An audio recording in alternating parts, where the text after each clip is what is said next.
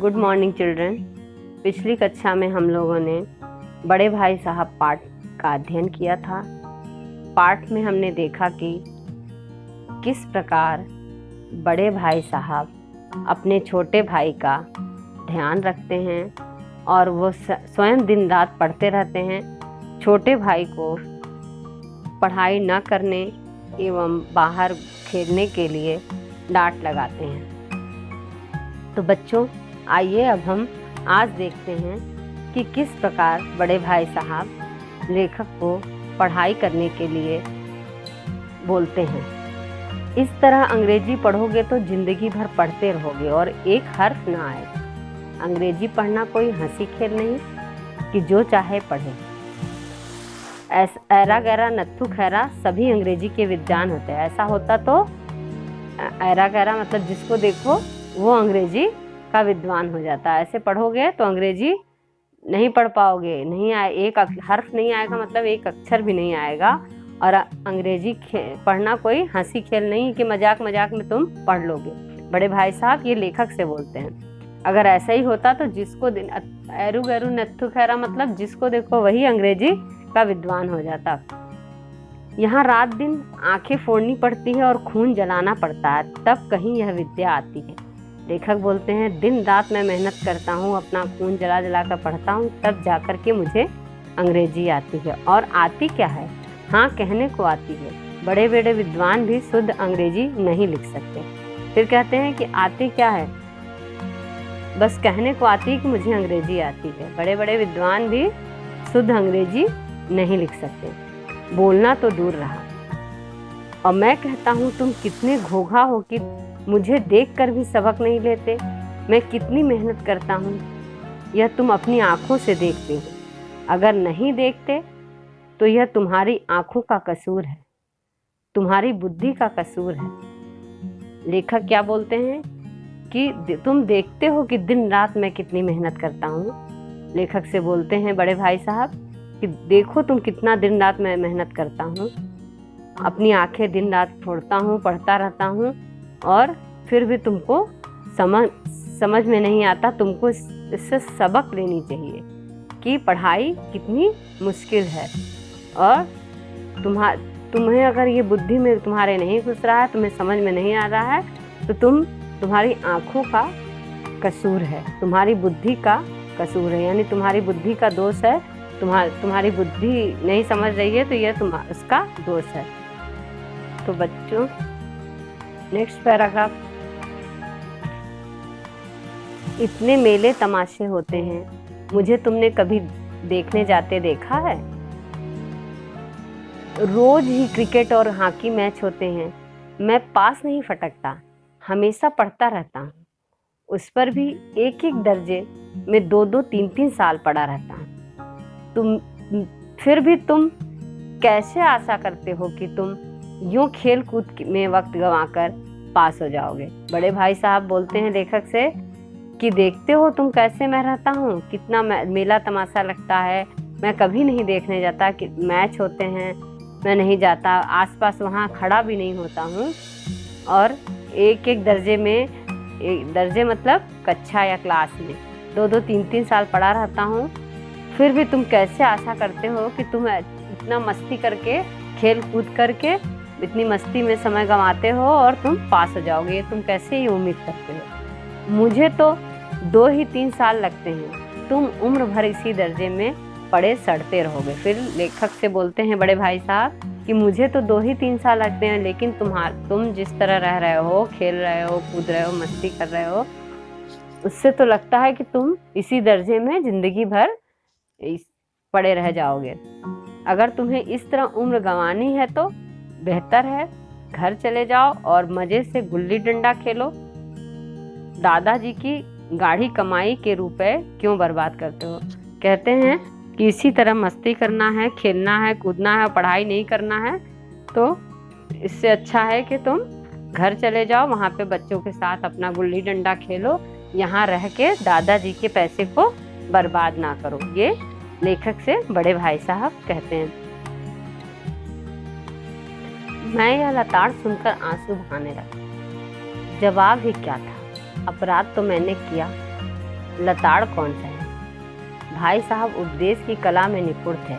ऐसी ऐसी लगती बातें कहते, ऐसे ऐसे सूक्त बाण चलाते कि मेरे जिगर के टुकड़े टुकड़े हो जाते और हिम्मत टूट जाती। इस तरह जान तोड़कर मेहनत करने की शक्ति मैं अपने में न पाता और उस निराशा में जरा देर के लिए मैं सोचने लगता, क्यों न घर चला जाऊं। देखिए, लेखक कहते हैं कि भाई साहब की कड़ी बातें सुनकर बहुत दुखी होते हैं और ऐसी सी चुभती बातों को कहते हैं कि लेखक का जो है कलेजा कांप जाता, वो निराश हो जाते हैं। कहते हैं कि जो है मेरे बस का ये नहीं है, ये पढ़ नहीं सकता। ऐसी बातें उनकी जब सुनते हैं तो उनका दिल एकदम टूट जाता है। लेकिन इस तरह जान तोड़कर मेहनत करने की शक्ति वो अपने में नहीं पाते कि जिस तरह बड़े भाई साहब दिन रात पढ़ते हैं, उस तरह हम नहीं पढ़ सकते। और उनके मन में ये सोच करके निराशा के भाव आते हैं, हिम्मत हार जाते हैं और वो सोचते हैं कि मुझे घर ही चला जाना चाहिए, यही ज़्यादा मेरे लिए अच्छा होगा। जो काम मेरे बूते के बाहर है उसमें हाथ डालकर क्यों अपनी ज़िंदगी खराब करूं। मुझे अपना मूर्ख रहना मंजूर था, लेकिन उतनी मेहनत से मुझे तो चक्कर आ जाता था। लेकिन घंटे 2 घंटे बाद निराशा के बादल फट जाते और मैं इरादा करता कि आगे से खूब जी लगाकर पढ़ूंगा। देखिए, यहाँ पे फिर लेखक बोलते हैं कि मन में वो सोचते हैं कि क्यों ना घर चला जाऊं और मेरे बस का ये काम नहीं है, जो काम मेरे बस के बाहर है मैं नहीं कर सकता, उसमें क्यों हाथ डालूं। पढ़ाई मेरे बस की नहीं है, मैं नहीं कर सकता, तो अच्छा है हम मूर्ख रहेंगे कि पढ़े नहीं है, यही ना रहेगा। और इतना मेहनत करना, भाई बड़े भाई साहब की तरह बैठकर दिन रात किताबें खोले रहना, इससे मुझे चक्कर आता है ये सोच के ही। फिर घंटे 2 घंटे बाद कुछ सोचते सोचते लेखक को फिर जो है निराशा जो मन में रहती है कि मैं नहीं पढ़ पाऊंगा, वो दूर हो जाती है। बादल छट जाते हैं यानी दूर हो जाती है और उनका इरादा जो है फिर खूब जी लगाकर पढ़ने को करता है। कहते हैं कि अब चलो फिर मैं जी लगाकर नहीं ऐसा नहीं, अब मैं अच्छे से पढ़ाई करूंगा, ये मन में ठान लेते हैं। चटपट एक टाइम टेबल बना डालता, बिना पहले से नक्शा बनाए कोई स्कीम तैयार किए काम कैसे शुरू करें। टाइम टेबल में खेल कूद की मत बिल्कुल उड़ जाती। और ये सोचते हैं कि चलो अब मैं पढ़ूंगा, अच्छे से पढ़ाई करूंगा, ये सोचते हैं कि एक टाइम टेबल बना दूं, क्योंकि बिना कोई प्लान के टाइम टेबल के जो है स्कीम तैयार किए कुछ काम नहीं शुरुआत की जा सकती। तो ये सोच के वो टाइम टेबल बनाते हैं और अपने टाइम टेबल में वो जो है खेल का टाइम, बिल्कुल खेल कूद के लिए बिल्कुल समय नहीं देते हैं। देखिए टाइम टेबल कैसे बनाए हैं। प्रातःकाल 6 बजे उठना, मुंह हाथ धो नाश्ता कर पढ़ने बैठ जाना, 6 से 8 तक अंग्रेजी, 8 से 9 तक हिसाब, 9 से 9:30 तक इतिहास, फिर भोजन और स्कूल, 3:30 बजे स्कूल से वापस होकर आधा घंटा आराम, 4 से 5 तक भूगोल, 5 से 6 तक ग्रामर, आधा घंटा हॉस्टल के सामने ही टहलना, 6:30 से 7 तक अंग्रेजी कंपोजिशन, फिर भोजन करके 8 से 9 तक अनुवाद, 9 से 10 तक हिंदी, 10 से 11 तक विविध विषय, फिर विश्राम। तो देखिए लेखक अपना टाइम टेबल बना लेते हैं कि कैसे कैसे पढ़ना है। उस टाइम टेबल में कहीं पर भी ये नहीं रहता है कि उनको खेलने का टाइम टेबल है। रोज की दिनचर्या अपना कि ये सब्जेक्ट पढ़ना है, इतने बजे से इतने बजे तक, इतने बजे से इतने बजे तक ये पढ़ना है, वो टाइम टेबल में उन्होंने अपना टाइम टेबल बना लिया और उसमें कोई भी जो है खेल कूद का नहीं था।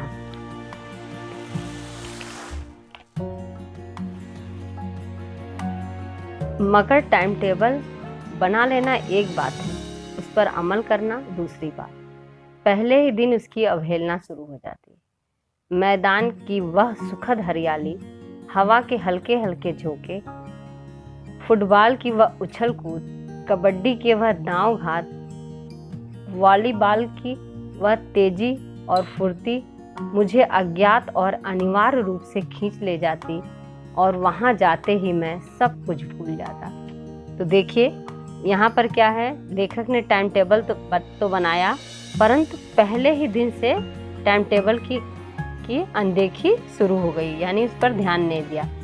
मैदान की खुली हवा, फुटबॉल और वॉलीबॉल देखते ही वह फिर से मैदान की तरफ क्या करते, दौड़ पड़ते। परिणाम स्वरूप क्या होता कि उन्हें भूल जाता कि वहाँ पे अभी मुझे पढ़ाई भी करनी है, इतना उनका खेल में रुचि थी। वह जानलेवा टाइम टेबल, वह आंख फोड़ पुस्तकें किसी की याद न रहती और भाई साहब को की नसीहत और फजीहत का अवसर मिल जाता। मैं उनके साए से भागता, उनकी आंखों से दूर रहने की चेष्टा करता, कमरे में इस तरह दबे पांव आता कि उन्हें खबर ना। तो देखिए लेखक बोलते हैं वह जानलेवा टाइम टेबल, यानी उसमें दिन भर पढ़ाई का था, खेलने का टाइम टेबल नहीं था, तो इसलिए वो बोलते हैं वह जानलेवा टाइम टेबल, इतना दिन भर कौन पढ़ता है वह। और फिर बोलते हैं वह आंख फोड़ पुस्तकें, दिन भर किताबें पढ़ के कौन अपनी आंखें फोड़ेगा, किसी की याद न रहती और भाई, ये सब जो है लेखक भूल जाते हैं। और इससे क्या हो जाता, बड़े भाई साहब को बोलने का फिर उनको मौका मिल जाता, नसीहत देने का मिल जाता, और वो बड़े भाई साहब उनको नसीहत और फजीहत का अवसर मिल जाता, यानी उनको डांट फटकार लगाते और उनको नसीहत देते। मैं उनके साए से भागता, उनकी आंखों से दूर रहने की चेष्टा करता, कमरे में इस तरह दबे पांव आता कि उन्हें खबर न हो, क्योंकि पढ़ाई नहीं करते थे लेखक, इसलिए वो बड़े भाई से सामना करने से कतराते थे कि अगर सामने जाएंगे तो क्या है, उनकी फिर हमें डांट फटकार मिलेगी, इसलिए उनके साए से यानी परछाई से ही भागते, उनकी यह प्रयास करते कि उनसे हम उनकी आंखों से दूर रहें, और कमरे में इस तरह दबे पांव जाते थे उनको पता भी नहीं चलता कि मैं अंदर आया हूँ। उनकी नज़र मेरी और उठी और मेरे प्राण निकले, हमेशा सिर पर एक नंगी तलवार सी लटकती मालूम होती थी। लेखक बोलते हैं कि बड़े भाई साहब की नज़र मेरे तरफ आती कि मेरी हालत खराब हो जाती, मैं एकदम उनकी नज़रें देख करके ही डर जाता। उनकी नज़र उठी कि वो एकदम कांप जाते, उनके प्राण सूख जाते और जैसे लगता कि उनके सिर पर नंगी तलवार, यानी नंगी तलवार लटकना मतलब मृत्यु, डर, एक डर, हमेशा खतरे की घड़ी, नंगी तलवार लटकी, अब खतरा है, कुछ भी हो सकता है, डांट सकते हैं, मार सकते हैं। फिर भी जैसे मौत और विपत्ति के बीच भी आदमी मोह और माया के बंधन में जकड़ा रहता है, मैं फटकार और घुड़कियां खाकर भी खेल कूद का तिरस्कार न कर सकता। लेखक बोलते हैं कि जैसे मौत और विपत्ति के बीच भी आदमी मोह और माया के बंधन में जकड़ा रहता है। मोह माया ये संसार है, व्यक्ति जानता है कि एक दिन मौत होनी ही है, लेकिन फिर भी सारे कष्ट सहता है और इस मोह माया के जाल में बंधा रहता है।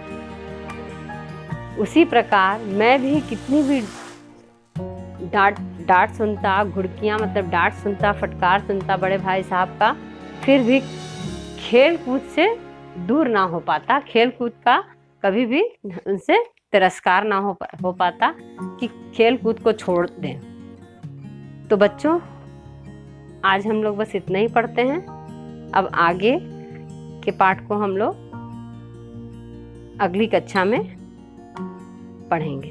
धन्यवाद।